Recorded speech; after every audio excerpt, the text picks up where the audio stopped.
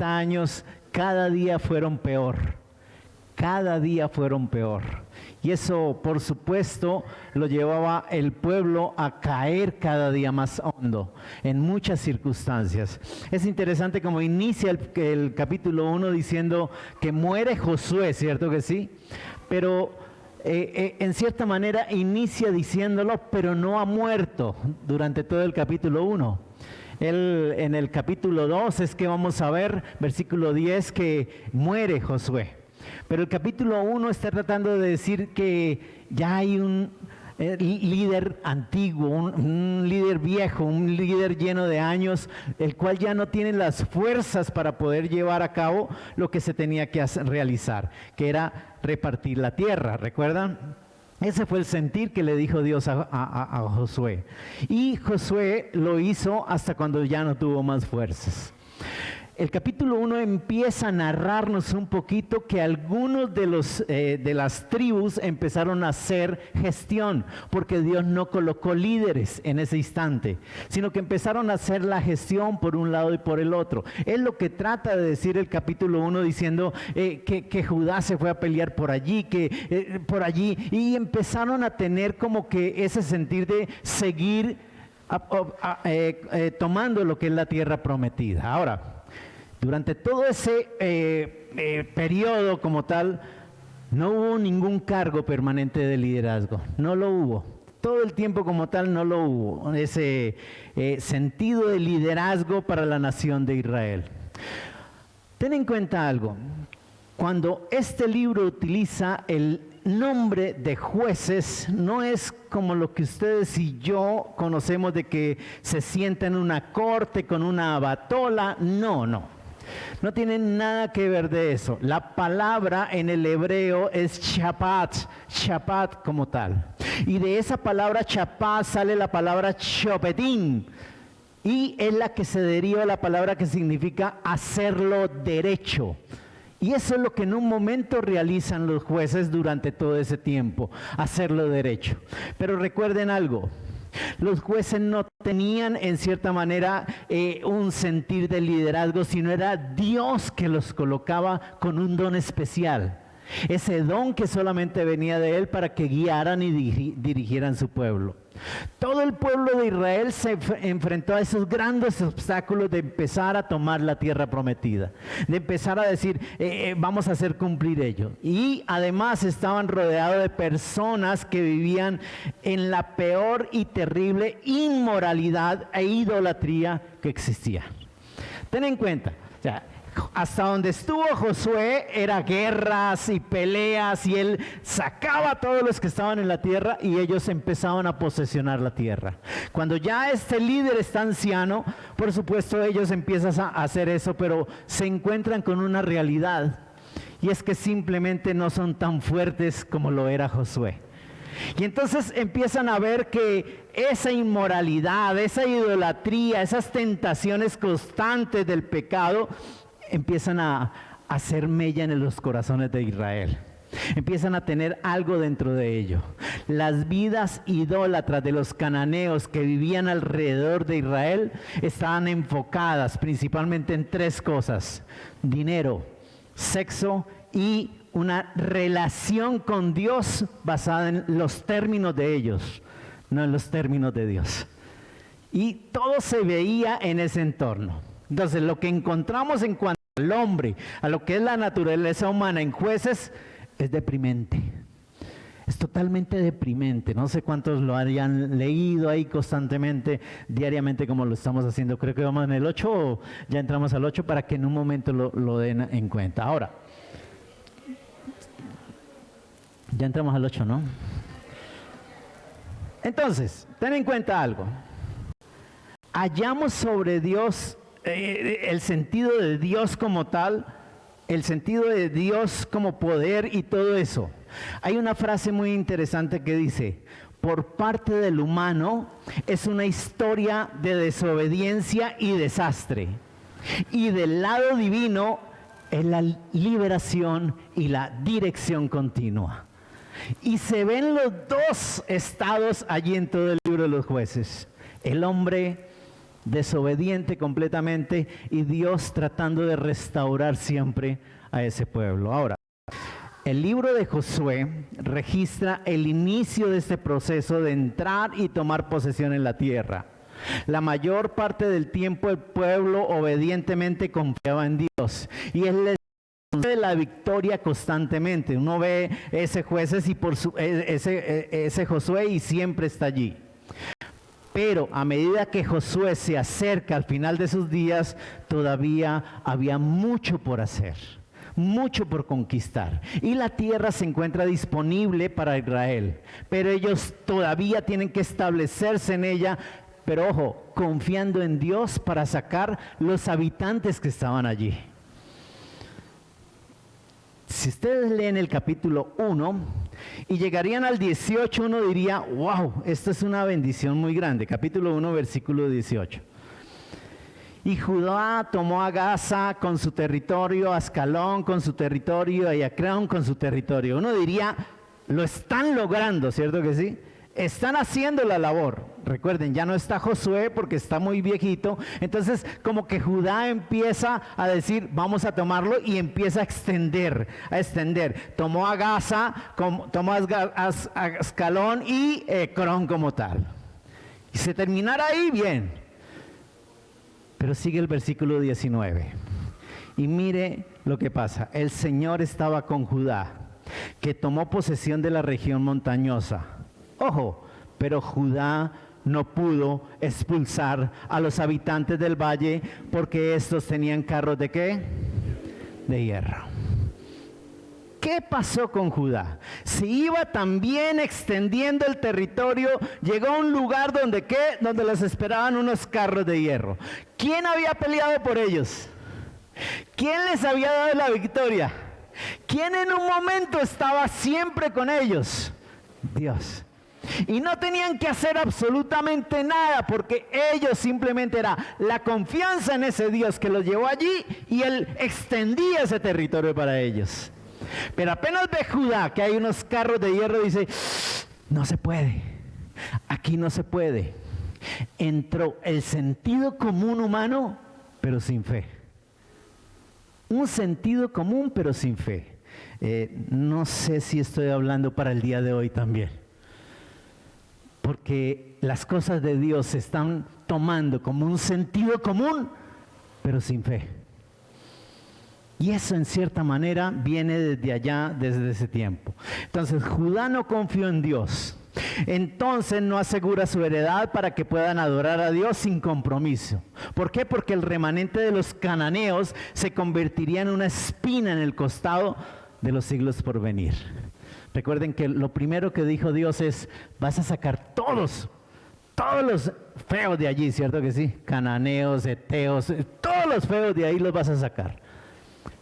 Pero aquí ya empiezan los problemas, porque no hay obediencia para el Señor. Pero uno diría, sí, es que ese Judá es tremendo. El contagio de la obediencia a medias, de confiar a medias en las promesas de Dios, se extiende. Entonces ahora la tribu de Benjamín, versículo 21. Pero los hijos de Benjamín no expulsaron a los jebuseos que vivían en Jerusalén. Así que los jebuseos han vivido con los benjaminitas en Jerusalén. ¿Hasta cuándo? ¿Hasta cuándo?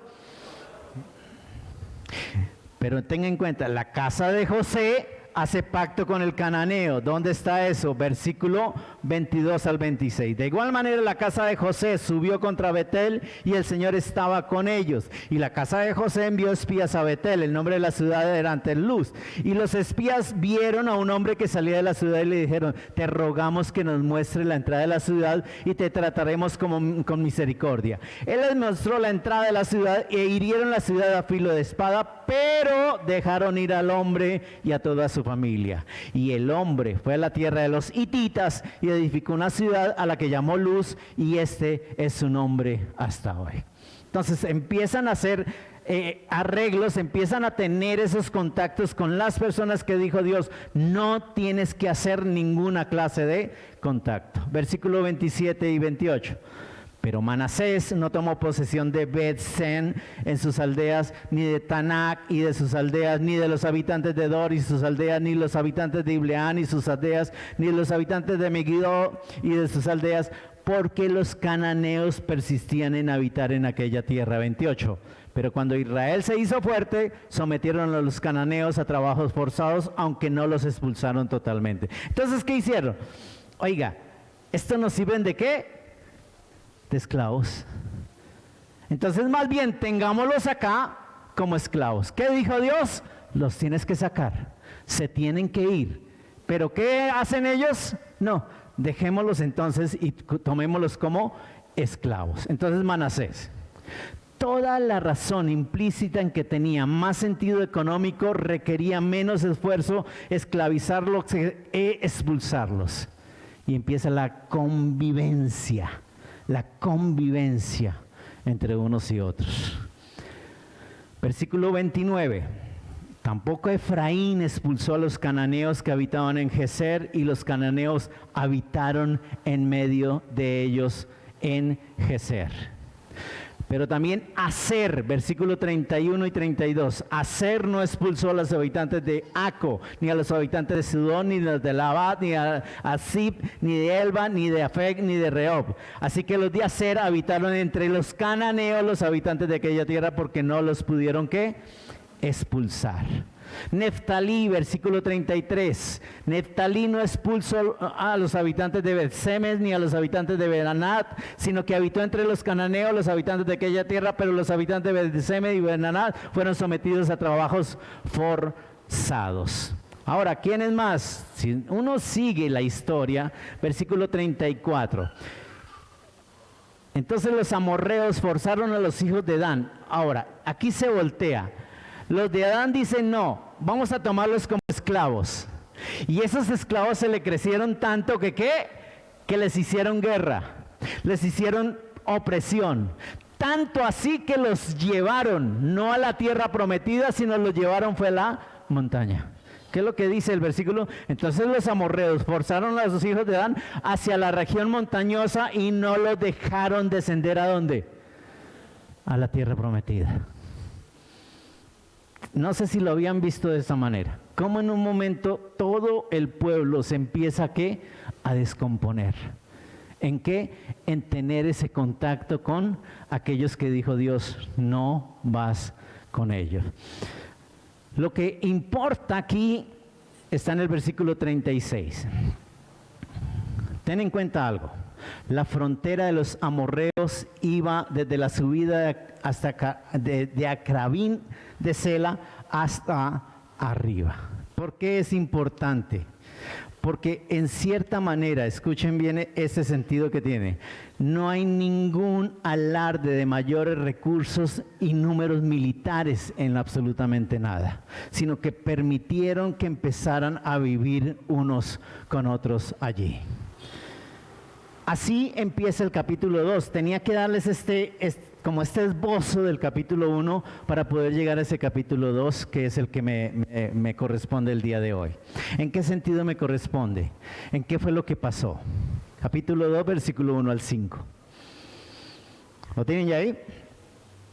El ángel del Señor subió de Gilgal a Boquín y le dijo a los israelitas, yo los saqué a ustedes de Egipto y los conduje a la tierra que había prometido a sus padres y les dije, jamás quebrantaré mi pacto con ustedes.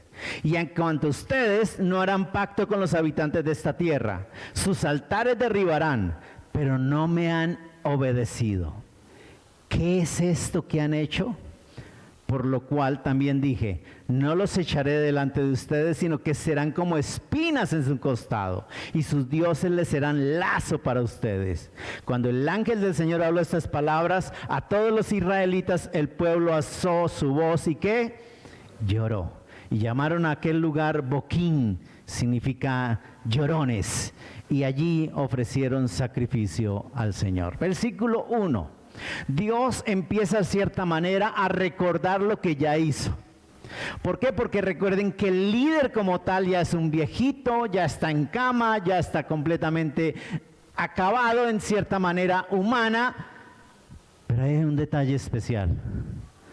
no dejó liderazgo. Un excelente estratega de Dios, un excelente guerrero de Dios, un excelente dador de las cosas de Dios. Recuerde que este Josué venía de los 2 espías y 2 de ellos dijeron, sí se puede. Entre ellos Josué y Caleb.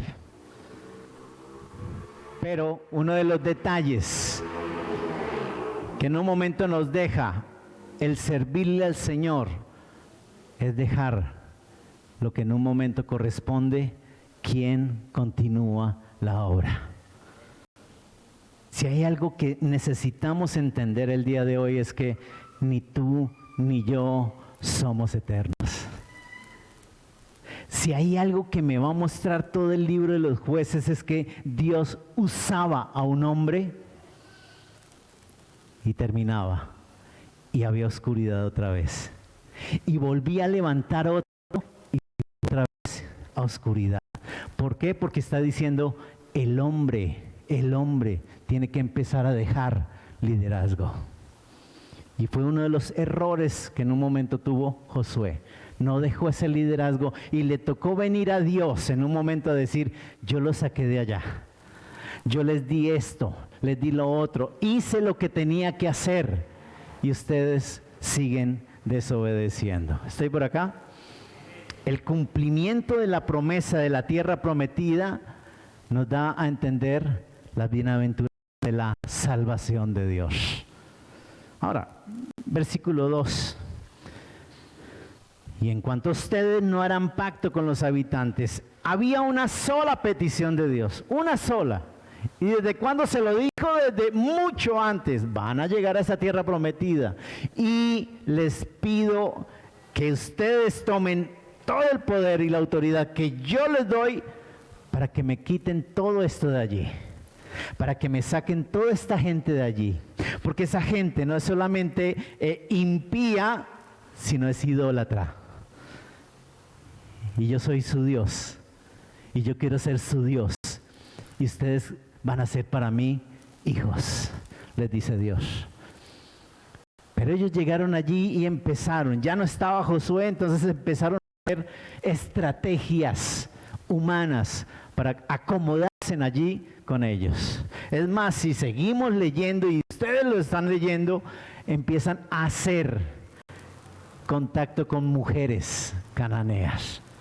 Empiezan a tener esa relación con mujeres cananeas. Empieza a mezclarse lo que es la nación santa de Dios.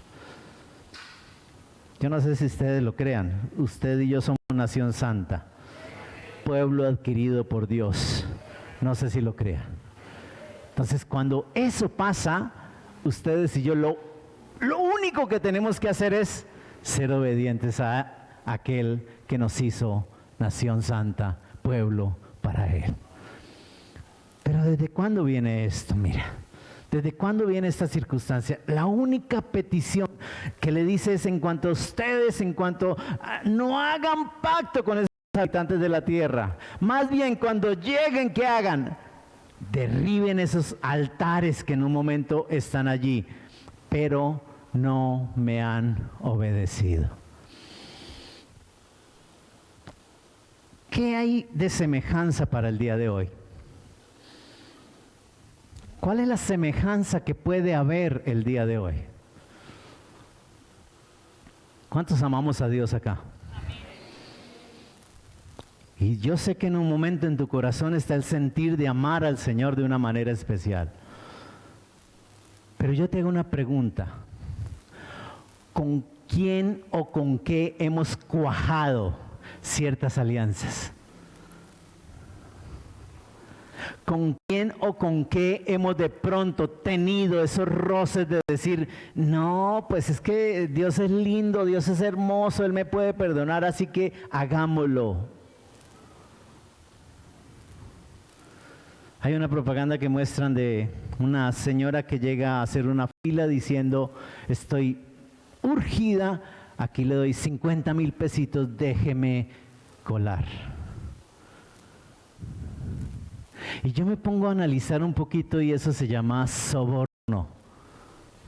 Y yo te hago una consulta el día de hoy, no tiene por qué responderla. ¿Hemos sobornado alguna vez? Porque esas son alianzas. Esas son alianzas que en un momento están allá. ¿Por qué traigo este tema hoy? Porque es muy relevante para hoy. Porque el pueblo de Dios se ha ido acomodando también a lo que me está ofreciendo el mundo. Y yo te digo algo, tú y yo somos diferentes en este mundo. Tú y yo tenemos algo diferente para poder mostrar de que somos diferentes porque Dios está con nosotros.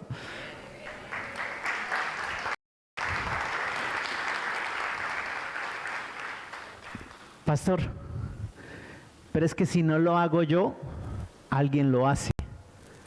Eso no te preocupa a ti, no tiene que preocuparte a ti ni a mí. Permítame decirle, no lo hagas. Pastor, pero es que si no lo hago, me echan del trabajo.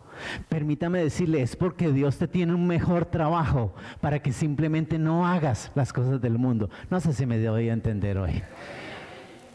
Pero eso no lo alcanzamos a comprender porque dice, no, ¿cómo me voy a quedar sin trabajo? Llevaba 2 años esperando que el trabajo, y pues así sea metiendo por debajo, pero hagámoslo.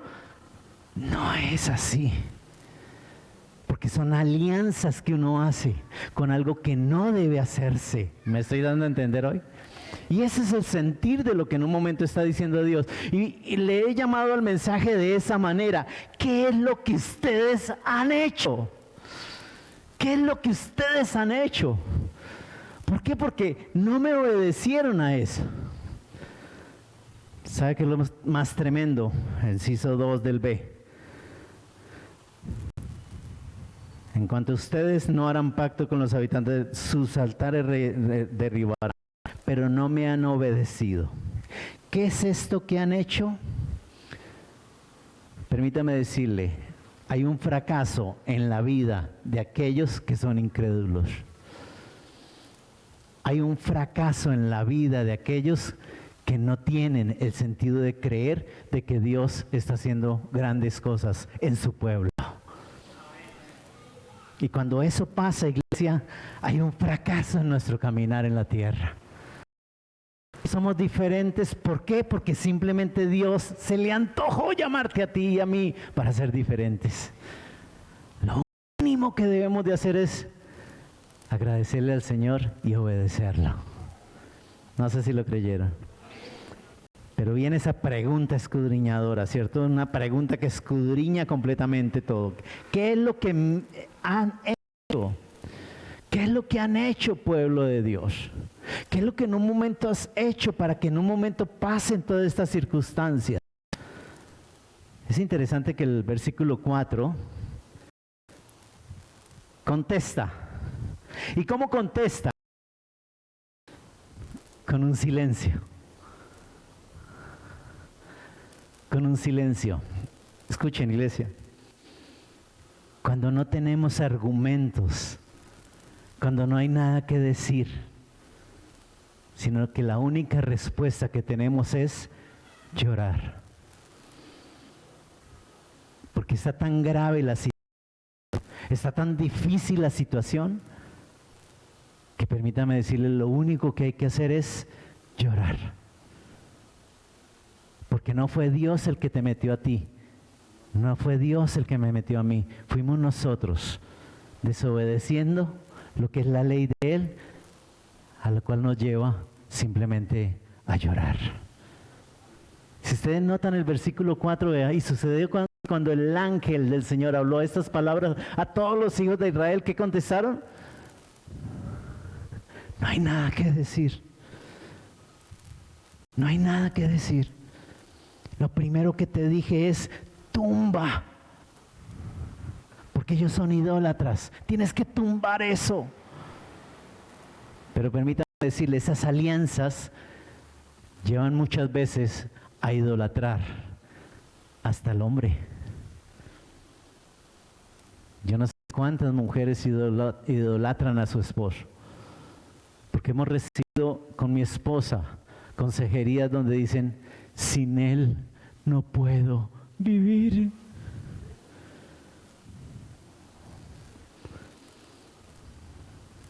Eso se llama idolatría. Porque quien te sustenta a ti es Dios.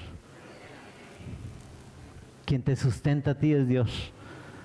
Si lo usa a Él para sustentarte, amén. Pero hoy puedes decir plenamente, si no tienes a alguien, que Dios te ha sustentado. Que Dios te ha dado completamente todo. Y que si ha sido una temporada en la cual has necesitado, porque no está esa persona, Dios te ha sostenido y te ha mantenido durante toda esa temporada.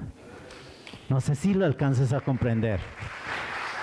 Entonces, viene esa clase de idolatría, pero simplemente nos lleva a decir en dónde está nuestra confianza. ¿Por qué? Porque llega a una autocondena que me lleva a un llanto de arrepentimiento, porque no hay nada más que hacer. Y en muchas ocasiones es mejor no decir nada. ¿Cuántos lo creen? Es mejor no decir nada. Porque permítame decirle, Dios saca todo a la luz. No hay nada que decir. Lo único es mostrar con hechos de que hay un corazón arrepentido. Y eso fue lo que hizo el pueblo. ¿Sabe por qué lo llevo allá? Porque lo que dice el versículo 5, ofrecieron sacrificio a Dios.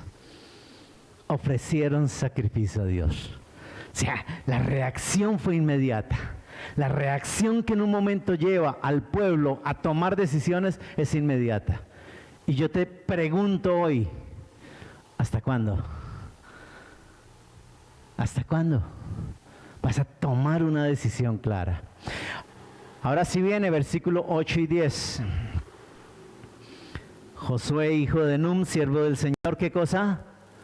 Murió a la edad de 110 años. Y lo sepultaron en el territorio de su heredad, en Timad.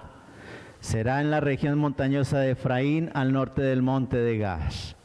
También toda aquella generación fue reunida a sus padres. ¿Cuál generación? La que pasaron todo lo que es el desierto.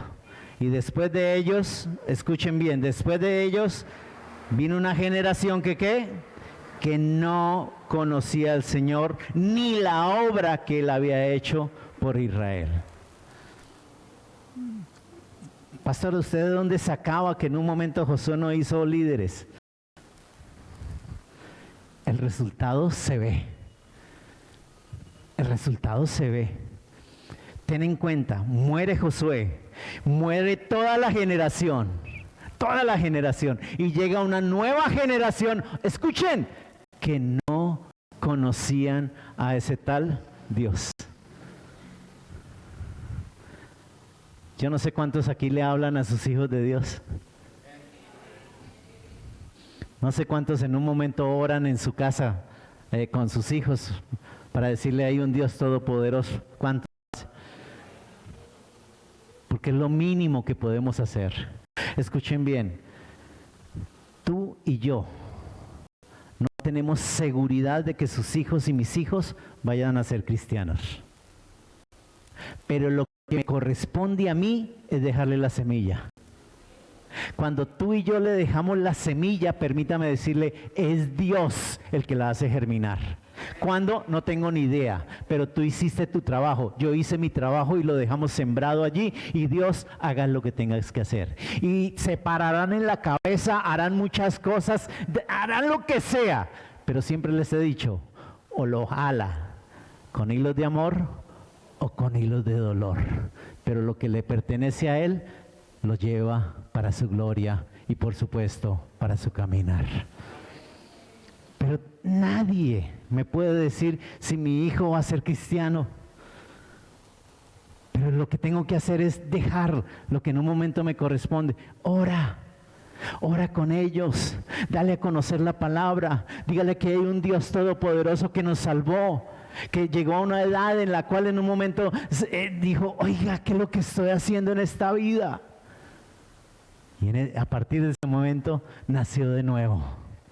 Dile a esa generación que tú naciste de nuevo, para que ellos puedan comprender quién es ese Dios todopoderoso.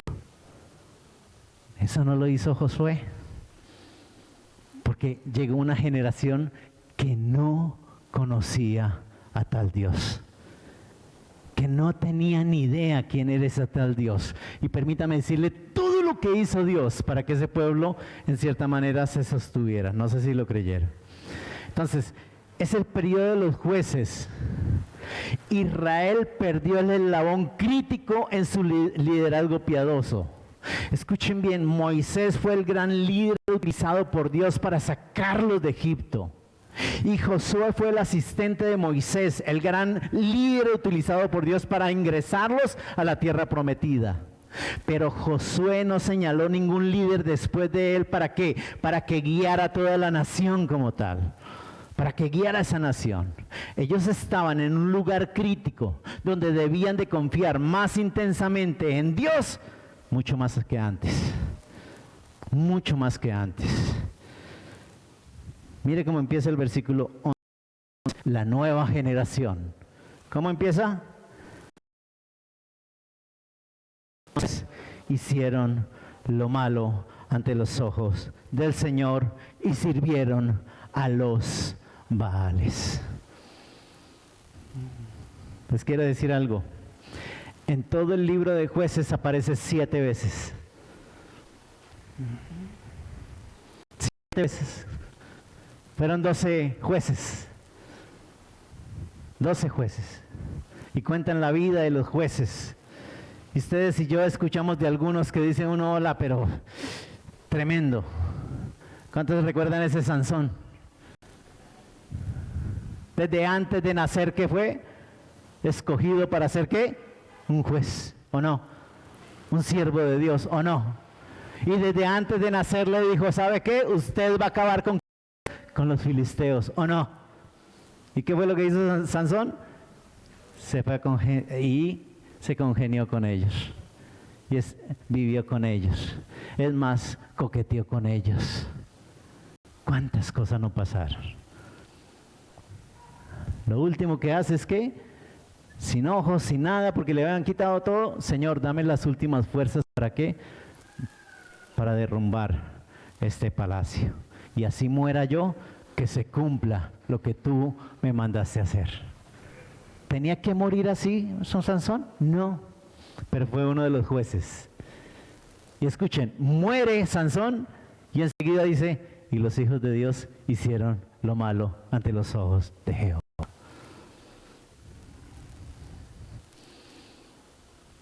Seis oportunidades y 7 lo dice de otra manera. Se lo llevo para que lo tengan en cuenta si lo llevan. Ahí en el versículo 11, el capítulo 3, versículo 7, capítulo 3, versículo 12 y capítulo 4, versículo 1, capítulo 6, versículo 1. Para que lo tengan en cuenta como tal, para que cuando lleguen. Capítulo 8, versículo 33 dice, al morir Gedeón, los israelitas volvieron a prostituirse con los Baales e hicieron a Baal Berit su Dios. Capítulo 10, versículo 6 y capítulo 13, versículo 1. Para que lo tengan en cuenta. 6 oportunidades y 7 con esa que es más tremenda todavía. ¿Por qué? Porque se congenian con los Baales.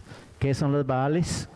Los dioses del pueblo de cananeo, del pueblo cananeo. Ahora, no quiero dañarles el final, ¿cierto que sí? Me encanta que en un momento lo lleven así, de esa manera, pero quiero que en un momento determinado, ¿cómo culmina este libro? ¿Cómo termina este libro? Por eso le digo, es una de las partes más oscuras del pueblo de Israel. Y yo puedo dar a entender de que estamos viviendo un tiempo oscuro como pueblo de Dios hoy. ¿Y sabe por qué? Porque el último versículo, ¿qué dice el último versículo? El último versículo de Jueces, ya el último, no hay nada más que decir. En este día no había rey en Israel y cada uno hacía lo que bien le parecía. ¿Cómo termina? A pesar de que Dios envía jueces, a pesar de que Dios envía mensajes, a pesar de que Dios en su misericordia envía diciéndoles, pueblo, arrepiéntase. Y sí, tenían un momentico en el cual nos vimos que lloraron y se arrepintieron y se altar a Jehová, muchas cosas, pero cada vez que moría un juez, inmediatamente volvían a lo mismo. Pero lo más tremendo, ¿cómo termina? Cada uno hacía lo que le parecía. ¿Cómo está el pueblo hoy? ¿Cómo se vive hoy? Pastor, hay que ponerle razonamiento a todas las cosas. Pastores, desde lógica. Es que la lógica es la que hay que poner. Sí, colócale lógica a Dios. Cuando tú le colocas lógica a Dios, ¿qué es? Es cuando dice, se enloqueció porque leyó la Biblia. No, no se enloqueció porque leyó la Biblia, se enloqueció porque le puso lógica a la Biblia. Cuando tú le pones lógica a la Biblia, permítame decirle, estás errado. Porque permítame decirle, ¿cómo vas a comprender el amor tan grande de un Dios para contigo, siendo tan vil pecador? Uy, pastor, no me trate así. Yo no lo digo, la Biblia lo dice.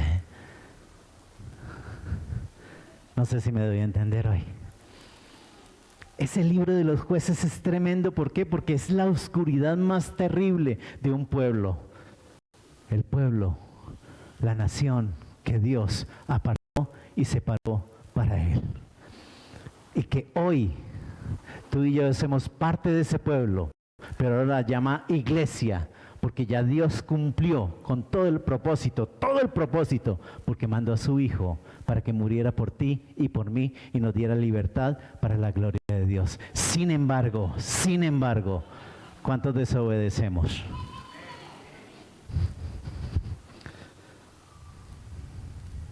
¿Cuántos desobedecemos acá? No sé si me di a entender hoy.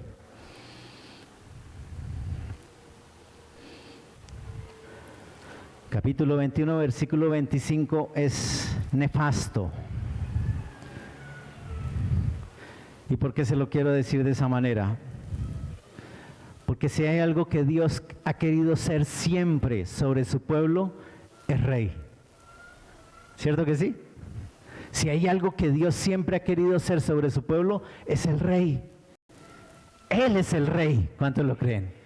Él es el todopoderoso, ¿cuántos lo creen? Pero ¿sabe qué pedía el pueblo? Ay, no tenemos rey. Pero si me tienen a mí, no, pero es que los de allá tienen rey, los de allá también tienen rey, nosotros queremos rey. Esa fue la ingratitud más grande de un pueblo. Él quería ser el Señor sobre ese pueblo. Ay, pero es que ellos de allá tienen allá, ellos allá tienen también, nosotros queremos. Después de los jueces vienen los reyes. ¿Por qué? Porque fue lo que el pueblo quería. Es tan bondadoso Dios que se hace a un lado y coloca rey. Y adivinen quién llegó, Saúl. ¿Y qué hizo Saúl? Después vino David. En medio de todo es un hombre conforme a mi corazón. ¿Y qué hizo David? Adulteró, mató, no. Y después viene Samuel. ¿Y qué hizo Samuel? 1000 mujeres. Perdón, Salomón, gracias. Salomón, 1000 mujeres, 700 reinas, 300 concubinas. ¿Por qué? Porque tenía plata para mantenerlas a todas. ¿Quién le había dejado la plata? David. Hermanos, cuando tomamos la palabra así de esa manera, cuando la tomamos de esa manera, vamos a entender claramente ese amor de Dios tan grande para con este pueblo. ¿Desde cuándo? Desde que lo sacó de allá. Desde que lo sacó de allá. Pero también vamos a conocer un pueblo desagradecido con ese Dios tan maravilloso. Yo sé que aquí no. pero por si acaso. Tratemos en lo posible de decirle, Señor, ayúdanos a sostenernos y mantenernos. No hacer lo que nos venga, no. Tú y yo pertenecemos al reino de los cielos. Y como hijos de Dios, bajo esa obediencia a Él, vamos a hacer testimonio para la gloria de Él. Y tú y yo veremos la gloria de Dios si mantenemos firmes en esa comunión con Él, en esa obediencia con Él. Y vamos a ver que Él es fiel y bondadoso cuando somos obedientes con Él. ¿Lo creen así? Ponte sobre tus pies y oramos en esta noche dándole gracias a Dios. Hay muchos temas más ahí dentro de lo que es Jueces, ¿no? O sea, van a empezar a ver uno por uno y se van a dar cuenta, cada uno tenía su mensaje, su designación de parte de Dios, por supuesto, era un don de Dios de cada uno de ellos, porque Dios le daba a cada uno conforme a lo que necesitaba el pueblo para que volviera otra vez a sostenerlo. Yo te digo hoy, al día de hoy, hay hombres de Dios que te piden a ti, que nos piden a nosotros, que nos sostengamos de la mano de Dios. Escuchemos esa voz. Qué lindo es escuchar la voz de Dios.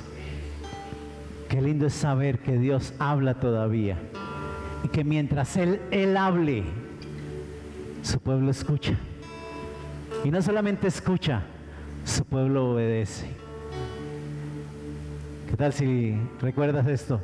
Yo quiero escuchar tu dulce voz, rompiendo el silencio en mi ser. Sé que me harías estremecer, me harías llorar o reír, caería rendido ante ti. Podría estar ante ti, escuchándote hablar, sin llorar como un niño, y pasaría el tiempo así, sin querer nada más que escucharte hablar.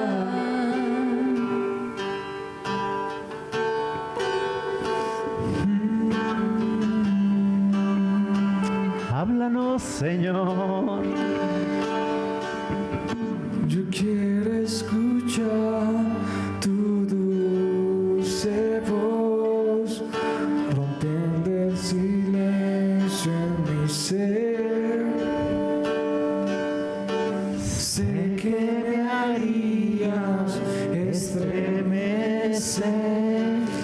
me harías llorar o reír, Caería rendido ante ti, y no podría estar ante ti, escuchándote hablar, sin llorar como un niño, y pasaría el tiempo así, sin querer nada más, nada más, y no podría estar ante ti, escuchándote hablar, sin llorar como un niño, y pasaría el tiempo así, sin querer nada más que escucharte hablar. Yo no sé si lo creas, pero es un buen momento para orar juntos, tener ese tiempo de oración juntos, porque sabemos que hemos fallado. De una o de otra manera hemos fallado. De una o de otra manera nos hemos parecido mucho a ese libro de los Jueces, con ese pueblo que en un momento no comprendía lo que ese Dios Todopoderoso ha hecho por ellos. Y si en un momento lo deseas, pasa aquí adelante y oramos juntos. Tengamos ese tiempo de oración juntos para que el Señor nos escuche, porque Él quiere hablar también. Él desea hablar, pero también quiere escucharte a ti. Decir de tu corazón: Señor, haz tu perfecta voluntad. No quiero saber nada más de esos momentos tan difíciles. Si gusta, pasa aquí adelante y oramos juntos, teniendo en cuenta de que Dios quiere hablarnos. Y no podría estar ante ti, escuchándote hablar, sin llorar como un niño, y pasaría el tiempo así, sin querer nada más, sin más que escucharte. Padre, yo te doy gracias, Señor. Damos un paso adelante, Señor, delante de ti. Y damos este paso adelante, Señor, porque sabemos ese Dios tan grande y poderoso que tenemos, ese Dios tan maravilloso que tenemos, ese Dios tan grande que ha dicho: está mi hijo ahí, da mi hijo a ese corazón, a esa vida. Y sin embargo, Señor, sin embargo, no hemos creído, no hemos tenido la convicción clara de saber que solamente, Señor, contigo obtendremos la victoria. Padre, hemos luchado nosotros mismos como lo luchó el pueblo de Israel también, tratando de capturar lo que era tuyo y lo que tú le diste al pueblo, Señor. Pero mi Padre Celestial, en nuestras fuerzas no podemos. En nuestras fuerzas vamos a seguir, Padre Celestial, luchando, y vamos a tener que un día decirte: Señor, ya no peleo yo más, ya se me acabaron las fuerzas, ya no tengo nada que hacer, Señor. Hazlo tú por mí, haz lo que tengas que hacer tú por mí, porque mi buen Dios, en mis fuerzas he visto más debilidades. En el querer hacer las cosas me he metido en más líos, Señor. Así que te pido en el nombre de Jesús que hoy tomes, Padre Celestial, la dirección verdaderamente de mi vida y de mi caminar. Y te doy gracias, Señor, por lo que has dado hasta el día de hoy. Pero yo sé que en ti hay más. Yo sé que tú tienes muchas más cosas maravillosas para nuestra vida y para nuestro caminar. Pero Padre Celestial, ayúdanos a tener ese oído inclinado a ti, para que esa voz tuya, Padre Celestial, esté ahí en todo instante, Señor, indicándonos el caminar, y que sepamos hacerlo conforme a tu voluntad, porque no somos nosotros. Eres tú en nosotros, buen Dios, los que en un momento, Padre Celestial, nos lleva a hacer las grandes y maravillosas cosas que tienes para con nosotros. Te pido que no seamos más nosotros, Señor, sino que seas tú a través de nosotros. Danos la fortaleza, Padre Celestial. Danos ese sentir, buen Dios, de que tú cuidas de nosotros.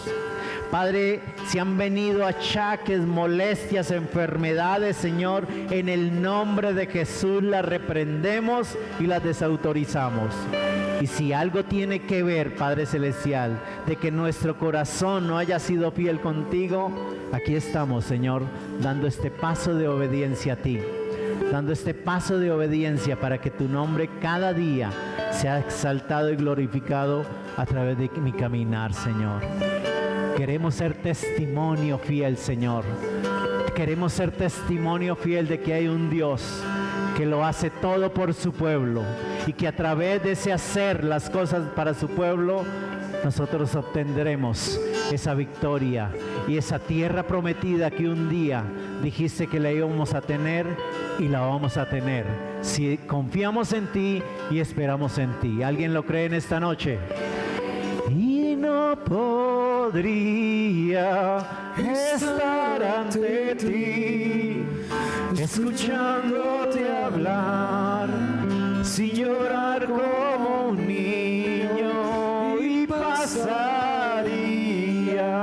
el tiempo así, sin querer nada más que escucharte. Y no podría estar ante ti, escuchándote hablar, sin llorar como un niño, y pasaría el tiempo así, sin querer nada más que escucharte hablar. Padre, nos preguntamos por qué está ese libro ahí, Señor, si es tan oscuro dentro de ese pueblo, Rey. Y la respuesta es una sola, Señor, como un ejemplo para que no lo hagamos hoy, como un ejemplo para que no volvamos a caer en la misma que cayó ese pueblo de Israel en ese instante, Señor. Padre, desafortunadamente cada día fue peor. Yo te pido en el nombre de Jesús en esta noche que tomes este remanente, el oasis, Señor, y lo sostengas de tu mano, Padre Celestial, para que podamos decir: cada día va a ser mejor para la gloria de Dios, porque damos pasos de fe, damos pasos de confianza, damos pasos de esperanza, y damos pasos caminando con Jesús para ver la gloria y majestad. Y Señor, se verá reflejado en nuestras vidas como testimonio fiel de que somos más que victoriosos en Cristo Jesús. Amén, amén y amén. Dios les bendiga.